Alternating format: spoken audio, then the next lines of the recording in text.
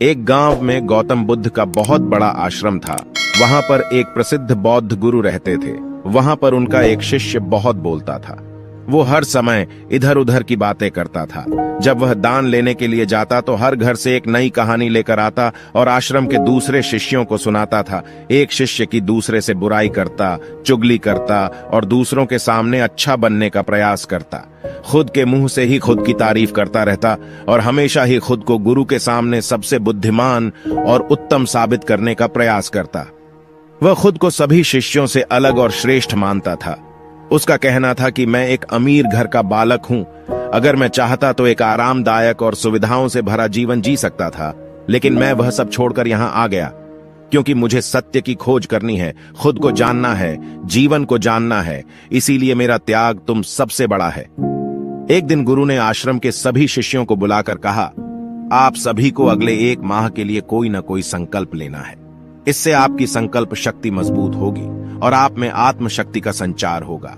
आप सभी अपने सामर्थ्य के अनुसार कोई सभी संकल्प ले सकते हैं और यदि 1 माह से पूर्व आप में से जिसका भी संकल्प टूट जाएगा तो वो अपनी पुरानी दिनचर्या में वापस आ जाएंगे। सभी शिष्यों ने अपनी शक्ति के अनुसार छोटे बड़े संकल्प लिए और गुरु को अपने अपने संकल्प के बारे में बताकर वहां से चले गए। लेकिन वह शिष्य जो खुद को सबसे अलग और बड़ा दिखाना चाहता था, वो सीधे गुरु की कुटिया में पहुंच गया और बोला, मैं कोई छोटा मोटा संकल्प नहीं लेना चाहता, बल्कि खुद की ही भांति एक बड़ा और महान संकल्प लेना चाहता हूं। कृपया आप ही बताएं, क्या संकल्प लेना चाहिए? उसकी यह बात सुनकर गुरु मुस्कुराए और बोले, क्या तुम मेरे द्वारा दिए गए संकल्प को पूरा कर पाओगे? क्या तुम्हारे लिए उसे पूरा करना संभव होगा? शायद नहीं। वो तुम्हारे लिए संभव नहीं है। तुम उसे पूरा नहीं कर पाओगे, इसीलिए तुम खुद ही कोई संकल्प ढूंढो। शिष्य ने कहा, नहीं गुरुदेव, आप जो भी संकल्प मुझे देंगे मैं जरूर उसे पूरा करूंगा। गुरु ने कहा, ठीक है, तो तुम अगले 1 माह तक चुप रहोगे, मुंह से एक शब्द भी नहीं निकालोगे, यही तुम्हारा संकल्प है। शिष्य ने कहा, गुरुदेव, ये भी कोई संकल्प है? ये तो बहुत ही आसान है।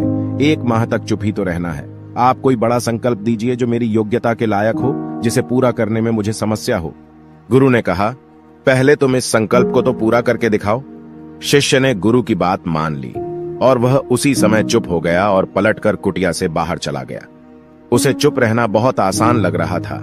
उसने एक दिन तो जैसे तैसे चुप रहकर काट लिया, लेकिन दूसरे दिन से उसके मन में ना बोलने का बोझ बढ़ने लगा। तीसरे दिन उसे भारीपन महसूस होने लगा और चौथे दिन उसके अंदर एक अजीब सी बेचैनी होने लगी, क्योंकि आसपास आश्रम के सभी शिष्य एक दूसरे से बातें कर रहे थे। वो भी अपना पक्ष उनके सामने रखना चाहता था, उनकी बोलती बंद कर देना चाहता था, लेकिन उसका संकल्प उसके आड़े आ रहा था। इसीलिए वो पूरे दिन सिर्फ मुंह और आंखें बनाता रहता। इसी तरीके से कुछ दिन और बीते और वह शिष्य बीमार पड़ गया। उसका सिर फटा जा रहा था, उसका खाने पीने तक का मन नहीं कर रहा था, वह सिर्फ बोलना चाहता था। वह गुरु के पास गया और उनके सामने बैठकर लिखकर उन्हें बताया, गुरुदेव, मैं बोलना चाहता हूं, बिना बोले। मुझे सांस नहीं आ रही, मेरा दम घुटता जा रहा है, मैं अंदर ही अंदर पागल हुआ जा रहा हूं। मैं क्या करूं? संकल्प तोड़ दूं क्या? यह पढ़कर गुरु मुस्कुराए और बोले, संकल्प तो तोड़ने के लिए ही होते हैं, लेकिन जो अपने संकल्प को पूरा कर लेता है वही अपनी आंतरिक शक्ति को बढ़ाता है, और जो अपनी आंतरिक शक्ति को बढ़ा लेता है वो समझ और जागृति की राह पर आगे बढ़ जाता है। संकल्प का लेना भी तुम्हारे हाथ में था और इसे तोड़ना भी तुम्हारे ही हाथ में है। तुम्हारे बहुत से भाई अपने संकल्प को तोड़कर अपनी पुरानी दिनचर्या पर वापस आ चुके हैं। अगर तुमसे नहीं हो पा रहा तो तुम भी संकल्प तोड़ कर अपनी पुरानी दिनचर्या पर वापस जा सकते हो। लेकिन याद रहे, अगर आज तुम इस छोटे से संकल्प को नहीं संभाल पा रहे तो तुम अपनी बाकी की पूरी जिंदगी को कैसे संभाल सकोगे? बाकी फैसला पूरी तरह से तुम्हारे हाथों में है। गुरु की यह बात उस शिष्य के दिल में चोट कर गई। वह बिना कुछ बोले वहां से वापस चला गया और खुद को अपनी कुटिया में बंद कर लिया। वह केवल अपने जरूरी कामों के लिए ही कुटिया से बाहर निकलता, बाकी सारे समय कुटिया के अंदर ही बैठा रहता। 15 दिन बीत चुके थे और आश्रम के लगभग सभी शिष्यों का संकल्प अब तक टूट चुका था, लेकिन उसका संकल्प अभी भी जारी था। संकल्प लेने के बाद से अब तक उसने एक शब्द भी ना बोला था। सारा आश्रम हैरान था कि इतना बोलने वाला इंसान चुप कैसे हो गया। 15 दिन बीतने के बाद वह दोबारा अपने गुरु के पास गया और लिखकर बताया है, गुरुदेव, मैं बाहर से तो चुप हूं, लेकिन मेरे भीतर बहुत सी आवाजें हैं, बहुत सी चीख पुकार और शिकायतें हैं। मैं अंदर ही अंदर बात करता रहता हूं। मेरा मन तरह तरह के प्रश्न पूछता रहता है। मैं बाहर से जितना मौन हूं, भीतर से उतने ही शोर शराबे से भरा हुआ हूं। क्या इस तरह से मेरा संकल्प अभी भी जारी है? गुरु ने कहा, हां, तुम्हारा संकल्प अभी भी जारी है, लेकिन जब तक लोगों की ये आवाजें तुम्हारे कानों में पड़ती रहेंगी, तुम्हारा मन बोलता रहेगा, क्योंकि इसे तो आदत है बोलने की। तुम भले ही बाहर से चुप रहो, लेकिन तुम अंदर ही अंदर बोलते रहोगे। तुम्हें इन बातों से, इन आवाजों से दूर जाना पड़ेगा। शिष्य गुरु को प्रणाम कर वहां से चला जाता है और सुबह होते ही अपनी कुटिया छोड़कर जंगल की तरफ चला जाता है। कई दिन बीत जाते हैं, संकल्प का समय भी पूरा हो जाता है, लेकिन शिष्य लौटकर नहीं आया। आश्रम में सभी को डर था कि कहीं जंगली जानवरों ने उसे खाना लिया हो। इस बीच उसे ढूंढने की बहुत कोशिश की गई, लेकिन वह कहीं नहीं मिला। सभी गुरु भाइयों ने मान लिया था कि जंगली जानवरों ने उसे अपना शिकार बना लिया है, लेकिन गुरु को ऐसा नहीं लगता था। एक दिन आश्रम का एक अन्य शिष्य गुरु के पास आया और बोला, गुरुदेव, हमारे उस अधिक बोलने वाले भाई के साथ क्या हुआ होगा? क्या जानवरों ने उसे मार दिया होगा? गुरु ने कहा, हो सकता है कि जानवरों ने उसे अपना शिकार बना लिया हो, लेकिन उसके न लौटने की एक दूसरी वजह भी हो सकती है। शायद उसे वो मिल गया है जिसके लिए वह गया था। फिर शिष्य ने पूछा, गुरुदेव, क्या ज्यादा बोलना इतना हानिकारक होता है? गुरु ने कहा, इंसान के जीवन के बहुत सारे दुखों में से एक दुख ये भी है कि वो कभी चुप नहीं रह सकता। हमेशा कुछ ना कुछ बोलता ही रहता है। सिर्फ हमारे बोलने के कारण हमारे आधे से ज्यादा दुख पैदा होते हैं। परिवार के अधिकतर झगड़ों की वजह हमारा बेमतलब बोलना ही होता है। हम में से कोई भी चुप नहीं रहना चाहता। हम बस सामने वाले को सुना देना चाहते हैं। जो भी हमारे मन में है, सब निकालकर उसके मन में बैठा देना चाहते हैं। उसे समझा देना चाहते हैं कि देख, तू गलत है और मैं सही, और इस तरीके से सब एक दूसरे की सड़ी गली बातों को ग्रहण कर रहे हैं। इस तरीके से सुनने और सुनाने का यह काम जिंदगी भर चलता रहता है, लेकिन इस नासमझी में हम अपना समय, अपना जीवन, अपनी समझ और सबसे महत्वपूर्ण वो कीमती पल जो जिए जा सकते हैं, जिनको अनुभव किया जा सकता है, जिनमें आनंद को प्राप्त किया जा सकता है, ये सब खो देते हैं। लेकिन इसके बदले हमें मिलता क्या है? कुछ नहीं, सब व्यर्थ और बर्बाद हो जाता है। इस पागलपन में हमने क्या खो दिया, इसका एहसास केवल कुछ ही लोगों को हो पाता है। बाकी लोग जैसे उन्हें अपने आने का पता नहीं, वैसे ही उन्हें अपने जाने का भी पता नहीं चल पाता। शिष्य ने कहा, तो फिर इसका समाधान क्या है? गुरु ने कहा, पूरी जागरूकता के साथ अपने विचारों को देखना यही एकमात्र तरीका है। सारी मानसिक समस्याओं का वर्तमान में रहकर चिंतन करना, पूरी जागरूकता के साथ अपना काम करना जिंदगी में चमत्कारिक बदलाव ला देता है। उसके बाद वह शिष्य गुरु से अपने प्रश्नों का उत्तर पाकर उनको प्रणाम करके वहां से चला गया। उस शिष्य को आश्रम छोड़कर गए हुए 3 महीने का समय बीत चुका था, लेकिन उसकी कोई खबर ना थी। अब तक तो सभी गुरु भाइयों ने भी उसके वापस लौटने की उम्मीद छोड़ दी थी, लेकिन एक दिन वो आश्रम लौट आता है। उसे देखकर सभी के आश्चर्य और खुशी का ठिकाना न रहा, लेकिन अब वो नहीं था जो यहां से गया था। वो कुछ और ही बनकर वापस आया था। उसके अंदर एक गजब का बदलाव महसूस किया जा सकता था। उसके चेहरे पर एक गजब का ठहराव और आंखों में बड़ी शांति थी। आश्रम में आते ही सभी गुरु भाइयों ने उसे चारों तरफ से घेर लिया और बातें करने लग गए। वह भी अपने गुरु भाइयों से बातें करने लगा। उससे बात करने वाले सभी ने यह अनुभव किया कि अब वे पहले जैसा उतावला और बातूनी नहीं रह गया था। उसके मुंह से एक एक शब्द बहुत ही सुलझे हुए और मधुरता के साथ निकल रहे थे। थोड़ी देर तक गुरु भाइयों से बात करने के बाद वह सीधा गुरु की तरफ चला गया। उसने गुरु के चरण छुए और कहा, गुरुदेव, क्या मैं अब भी मौन हूं? क्या अब भी मेरा संकल्प जारी है?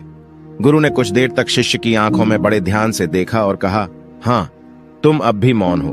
तुम्हारे मुंह से एक भी शब्द निकल नहीं रहा और तुम्हारा संकल्प अभी भी जारी है। शिष्य ने कहा, गुरुदेव, जब मैं आश्रम से गया तो मैं मुंह से तो चुप था, लेकिन मेरे अंदर बहुत सी आवाजें थीं। मन में बहुत से प्रश्न थे और वो बंद नहीं हो रहे थे, तो मैं जंगल में चला गया, इस उम्मीद से कि वह मुझे शांति मिलेगी और मेरे मन की बकबक कम हो जाएगी।